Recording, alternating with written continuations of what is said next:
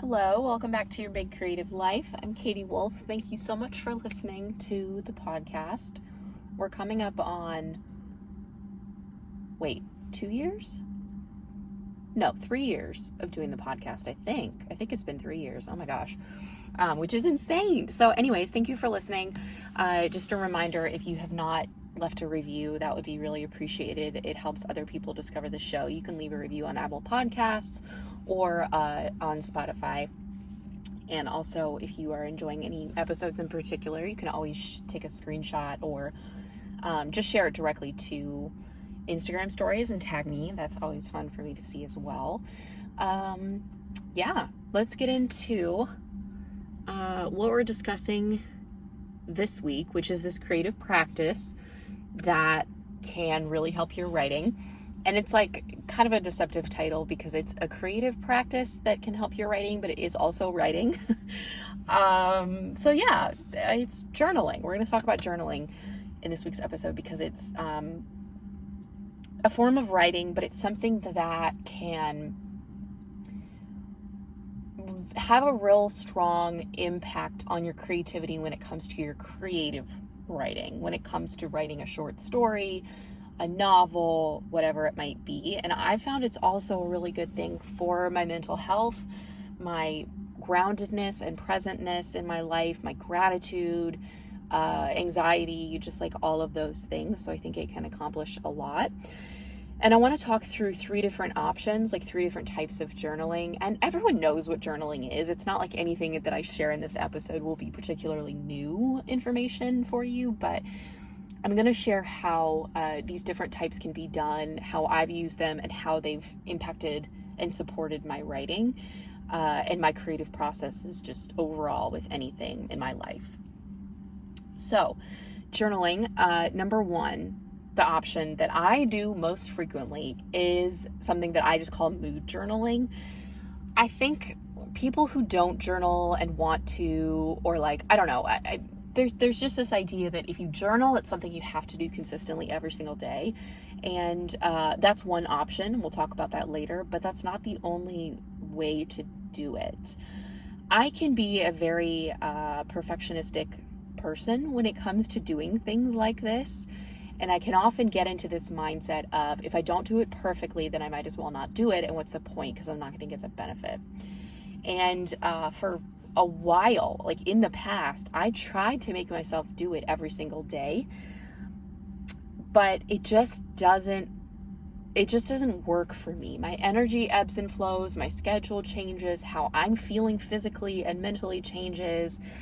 And doing morning journaling or even evening journaling, it's not something I've ever been able to be super consistent with. So now what I do is I only journal when I'm in the mood to journal. If you listened to an episode that came out a couple weeks ago, we talked about myths about writing and how the muse, like waiting for inspiration, is a myth because there is no muse that's going to come visit you every single day, every time you have to write and give you a great burst of inspiration. Like sometimes you just have to sit down and write, even if you're not really feeling it and you feel like you have no ideas and you're not feeling motivated. But that's not true for journaling, because journaling can be, you can write about whatever you want to write about. And for me, I've found that being a mood journaler it just works the best for me. So what this looks like in practice is I have a journal, I have a notebook, and I journal when I feel a pull to. Usually this is because there's something that I'm having some ruminating thoughts. I'm obsessing about something that I really want and I don't have yet. I'm worried about the future. I'm feeling frustrated with something. Usually there's some sort of like negative reason why I feel like I want to journal.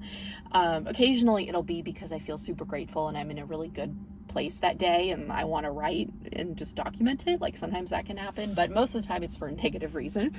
And I know that journaling will help me process it and help me get it out. So often this is in the morning for me, but not always. That's not always the case. And what I try to do when I journal is write a full page.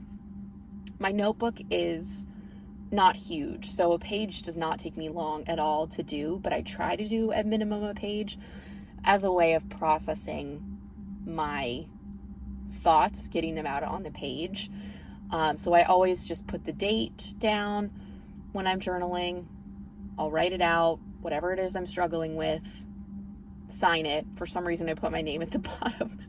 And then that's it. And I might write, if I'm in a particularly stressful period or anxious period, or I just am feeling pulled to journal a lot, it might be a couple times a week. Or it might be like once every 2 months. I don't place any restrictions on it. I don't put pressure on myself. I've kept this journaling practice this way for years. Like, I've journaled on and off my entire life. I think the first journal I kept was when I was,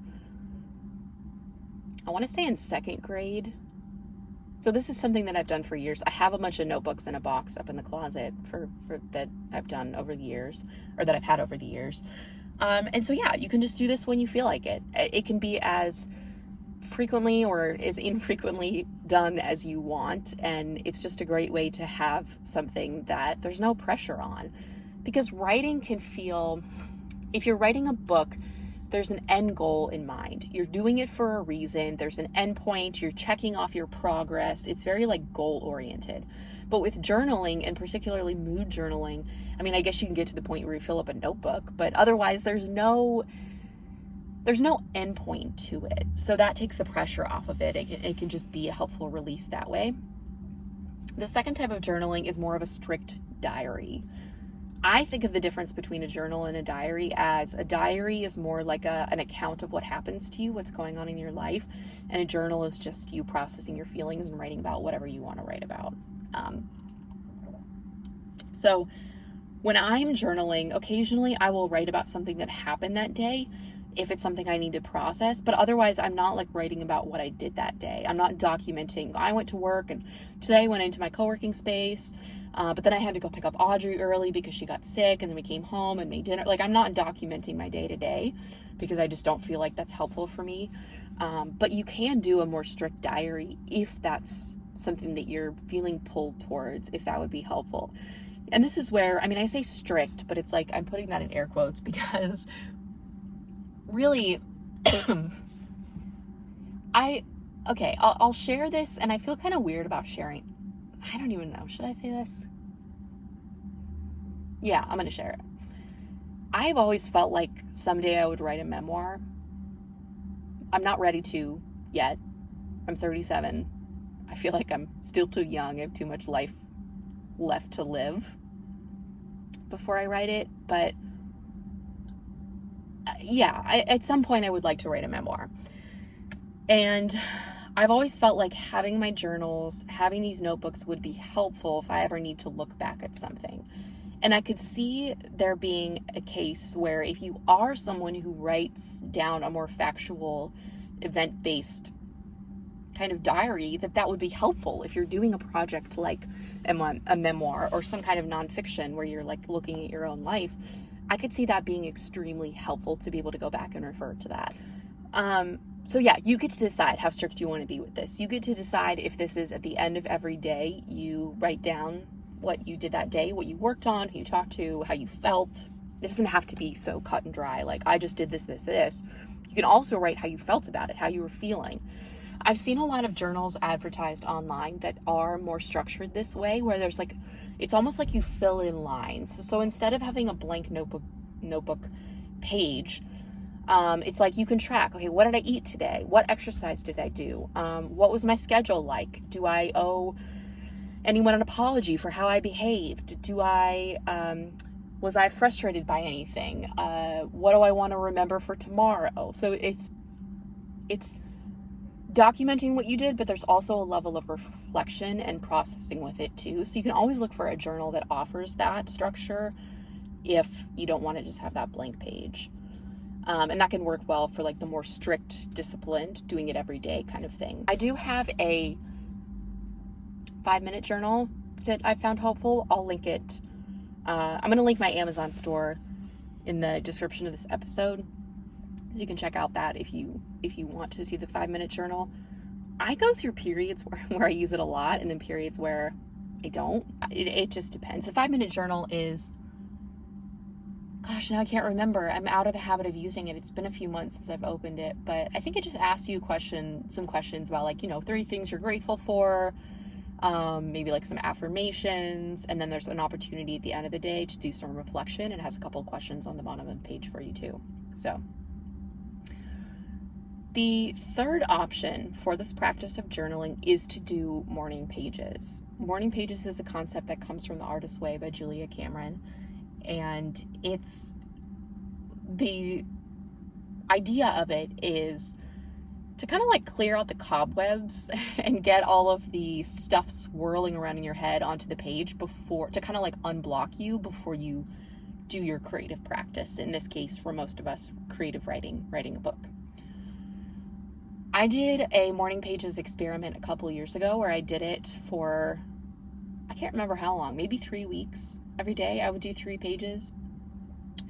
And the idea is you do it longhand. So you just do 3 notebook pages, and you just word vomit. Whatever you're thinking, whatever you're feeling, no one's ever going to see it. Doesn't even matter if it's complete sentences, just get it down on the page. I didn't really find it that helpful for my creative practice for writing, but I found it extremely helpful for my anxiety. Meaning, it just was helpful to get all the crap out of my head. And it really, for me, it really shed light on how many repetitive thoughts I have. And I know that's a lot of what my own personal brand of anxiety is. It's the rumination. It's the obsessing about something over and over and over, and like giving all of this worry and all this attention to it. And so when I write it on the page and I get it out, that helps take some of the power away and some of the obsessive energy from it, which can be super helpful. So you can check out The Artist's Way if you want a more deep dive, or you can listen to that podcast episode that I did.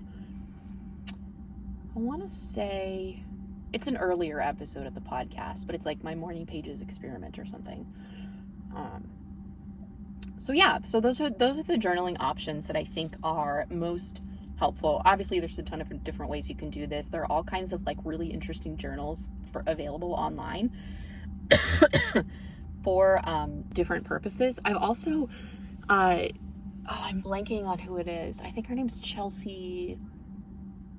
What's her last name? She's an indie author, and she created an author's journal.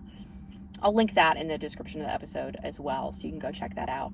I haven't bought it, so I'm not sure exactly what it is, but I've seen her post about it on her TikTok, and I think it's kind of a cool concept, so I'll check that out too. So whether you want like a more writing specific journal for helping you write your book, or if you just want a journal to reflect and process and whatever, either one's great. Inspired by this episode, I think I'm going to try to get back into the practice of doing journaling a little bit more often when I feel the pull, because I miss it. I just had to stop because I had a coughing attack. I thought I was recovered enough to record some episodes, but apparently not. I'm going to cut it off here and go have some tea. But I hope this was helpful. Let me know if this inspires you to try a journaling practice, or pick one back up, or if you have one that you really enjoy, feel free to share about it with me. I love hearing about what works for other people. So, all right, catch you next week.